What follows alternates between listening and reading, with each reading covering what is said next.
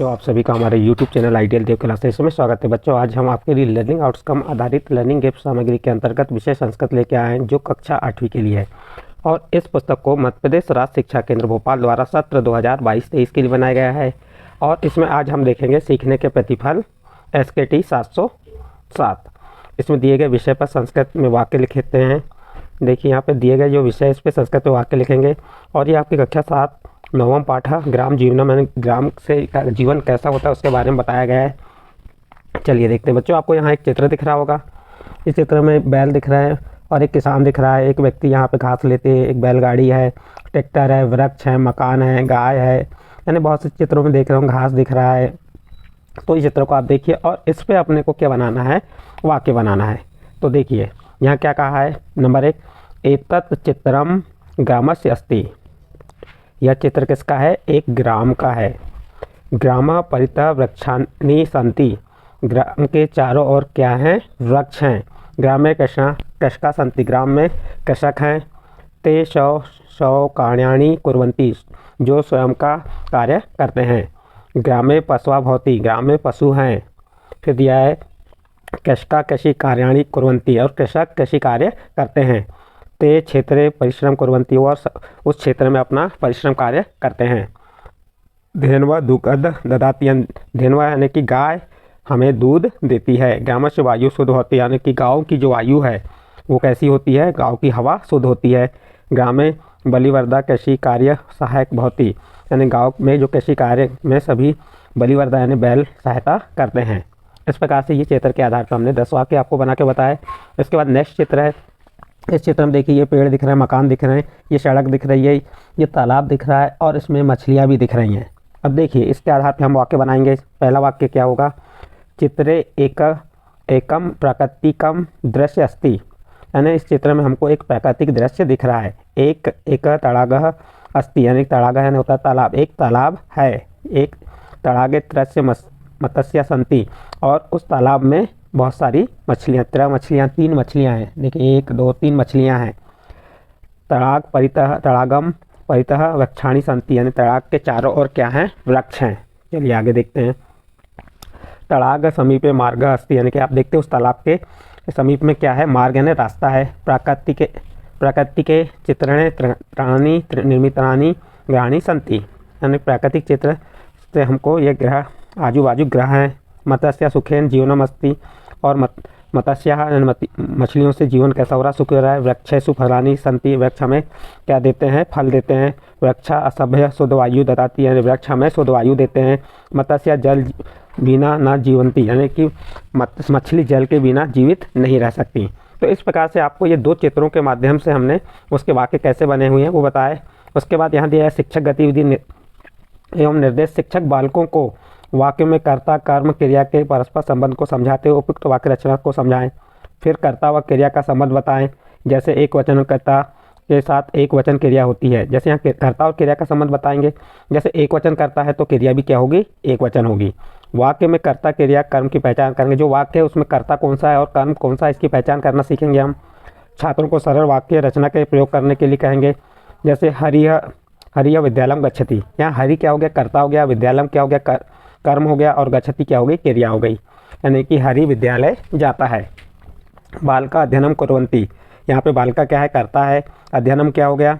अध्ययनम यहाँ पे कर्म हो गया। और कुर्वन्ति यानी कि क्रिया हो गई। इसी प्रकार सरल वाक्य की रचना से छात्रों को अभ्यास कराएंगे। वाक्य रचना देखते हैं। वाक्य रचना क्या है इसके बारे में पढ़ते हैं हम। वाक्य रचना में सबसे पहले कर्ता, सबसे पहले क्या आता है? कर्ता। वाक्य रचना में सबसे पहले क्या आएगा? आपका कर्ता, फिर क्रिया, फिर कर्म और पहचान कर ले। फिर सबसे पहले हम पहचान लेंगे कर्ता कौन सा है, क्रिया कौन सी है और कर्म कौन सा है। कर्ता जिस पुरुष और वचन का होगा, क्रिया भी उसी पुरुष और वचन की होगी। कर्म में द्वितीय विभक्ति का प्रयोग होता है। जो कर्म होता है उसमें कौन सी विभक्ति आती है? बताइए। द्वितीय विभक्ति। शब्दों में कारकों के अनुसार विभक्तियों का प्रयोग होगा। चलिए आगे देखते हैं। अब वर्कशीट और गतिविधि अभ्यास कार्य करेंगे। अधोलिखित साध्ययन चित्र दृष्ट्वा पंचवाक्यानि संस्कृत लिखत। बालका नदी तरती प्रयत्न कक्षा। इन पे आपको 5 वाक्य लिखना है। देखिए यहाँ पे आपको नदी दिख रही है, यहाँ बालक तैरता हुआ दिख रहा है। इसके आजू बाजू क्या दिख रहा है? वृक्ष दिख रहे हैं। दिख रहे हैं? चलिए आगे इसमें क्या है? यहाँ दिया है, देखिए 5 वाक्य दिए हैं। चित्रे एका खालिस्तान अस्ति। तो चित्र में क्या दिख रहा है हमें? यहाँ पे अभी देखिए ना आपने, इस चित्र में क्या दिख रही है हमको? नदी। नदा अंतः एक बालकः, और नदी में बालक क्या कर रहा है, तैर रहा है, तो तरती। खालिस्तान नदियाँ तरती, यानी कि नदी में कौन तैर रहा है, तो नदी में बालकः नदियाँ तरती। फिर चौथा देखिए, बालकः खालिस्तान पूर्वक नदी पार करोती, यानी कि बालक क्या करना चाह रहा है, प्रयत्न कर रहा है किसको, नदी को पार करने के लिए। फिर पांचवा, नदी परितः खालिस्तान संति, या नदी के आसपास क्या है, वृक्ष है, वृक्षा, तो यहाँ का वृक्षा। और ये आपको वाक्य ये दिए हुए हैं, इसके आधार पर ही करना था। चलिए आगे देखते हैं। अधोलिखित पद सहायन चित्र दृष्टवा पंचवाक्यानि संस्कृत लिखत, इन वाक्यों की सहायता से हमें 5 वाक्य बनाना है। चलिए चित्र दिख रहा है आपको, इस चित्र के आधार पर हमको 5 वाक्य बनाना है। यहाँ पे चित्र किसका दिख रहा है उसके बारे में बताना, ये शेर है, ये हिरन है, ये कुछ व्यक्ति हैं, तो ये हमें एक उद्यान है, मैंने कि आपको क्या दिख रहा है, जंतुशाला दिख रही है, तो हम इस पर 5 वाक्य बनाएंगे। चलिए हम 5 वाक्य बनाए। एक जंतुशाला चित्र अस्ति, यानी कि इस चित्र में एक जंतुशाला दिख रही है, तो ये देखो जंतुशाला, ये शब्द दिया, इस शब्द से बनाया हमने। फिर दूसरा वाक्य क्या बनाया हमने, जंतुशाला जनाः सन्ति, जंतुशाला जनाः सन्ति। तीसरा बनाया अस्मि चित्रे बालिका सन्ति, इस चित्र में बालिका है। तत्र अहम सिंह मृगः मकरः चटका व अपश्य सिंह, और 5वां बना सिंह ऊँचे अगर्जती है, सिंह ऊँची आवाज़ में गरज रहा है। तो इस प्रकार से इससे 5 वाक्य बनाए। फिर इसके बाद स्वरुचि विषयों उपरि पंचवाक्य रचत, यानी कि अपने विद्यालय के लिए 5 वाक्य बनाइए, जैसे मैंने यहाँ बना के बताया हूँ। मम विद्यालय सुंदरः अस्ति, नंबर 2। मम विद्यालय विशाल अपि अस्ति, नंबर 3। मम विद्यालय एकः पुस्तकालय अस्ति, नंबर 4। मम विद्यालय एकः सुंदरम उद्यानम अस्ति, नंबर 5। मम विद्यालय एकः प्रधान पाठक कक्ष अस्ति। इस प्रकार से हमने यहाँ पे इसके अपने विद्यालय पे 5 वाक्य संस्कृत में बना के आपको बताए। इसके बाद चलिए युग्मेलं कृत्वा वाक्य निर्माण कुर्वत्, यानी क्या करना है, सही जोड़ी का मिलान करना है। एकः कृष्णवर्णः काका अस्ति, इसका सही आंसर क्या आ जाएगा, काका आसीत्। काका बहु, तो काका बहु में आएगा पिपासितः आसीत्। काका एवं घटम, काका एवं घट अपश्यत। घटे न्यूनम, इसमें आ जाएगा जल आसीत्। काक अचिंत्यत, तो इसमें आएगा कथ जल पियते। और काका समस्ती के, इसमें आएगा एक उपाय आगतः। इस प्रकार से सही जोड़ी वाला को मिलन कर दिया हमने वाक्यों का। इसके बाद क्रियाकर्ता का संबंध बताना है। देखिए यहाँ पे इसको मिला देते हैं हम, सही जोड़ी ये भी है।